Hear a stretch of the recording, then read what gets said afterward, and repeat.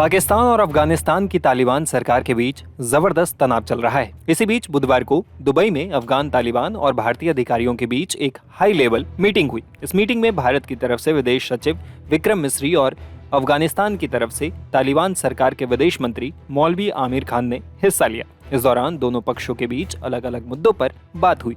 अब इस मुलाकात से पाकिस्तान में खलबली मची है।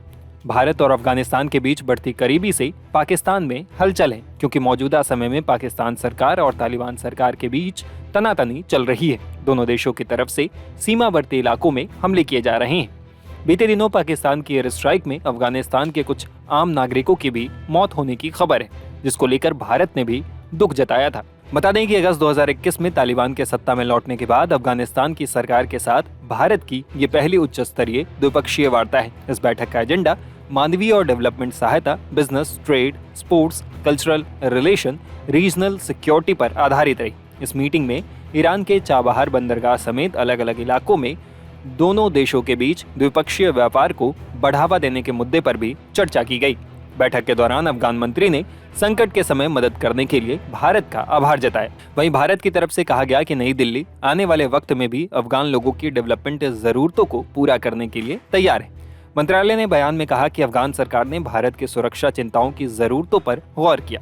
भारत की सबसे बड़ी चिंता यही रही है कि अफगानिस्तान की जमीन से भारत विरोधी आतंकी समूहों को पनपने न दिया जाए। तालिबान ने जोर दिया कि अफगानी धरती का इस्तेमाल भारत के खिलाफ नहीं होने दिया जाएगा। भारत और अफगानिस्तान की इस उच्च स्तरीय मुलाकात ने पाकिस्तान में भी हलचल मचा दी है। भारत में पाकिस्तान के पूर्व राजनयिक रहे अब्दुल बासित ने दोनों देशों के प्रतिनिधियों की मुलाकात को लेकर कहा, मैं पहले से ही कहता रहा हूं कि तालिबान और भारत के संबंध धीरे धीरे ठीक हो जाएंगे। पाकिस्तान और तालिबान की लड़ाई का भारत पूरा फायदा उठा रहा है। भारत इस लड़ाई की वजह से ही अब अफगानिस्तान के साथ खड़ा है। भारत ने बयान जारी करते हुए पाकिस्तान की एयर स्ट्राइक को मानवता के खिलाफ बताया है। भारत ने ये कहा कि तालिबान की सरकार के बयानों पर उनकी लगातार नजर है। भारत के बयान से ये तो साफ हो रहा है कि अब तालिबान की सरकार भारत की नजर में वैध है। दूसरी ओर अफगानिस्तान की तालिबान सरकार भी अब चाहती है कि भारत उनके यहाँ आकर खूब निवेश करे और विकास को आगे बढ़ाए।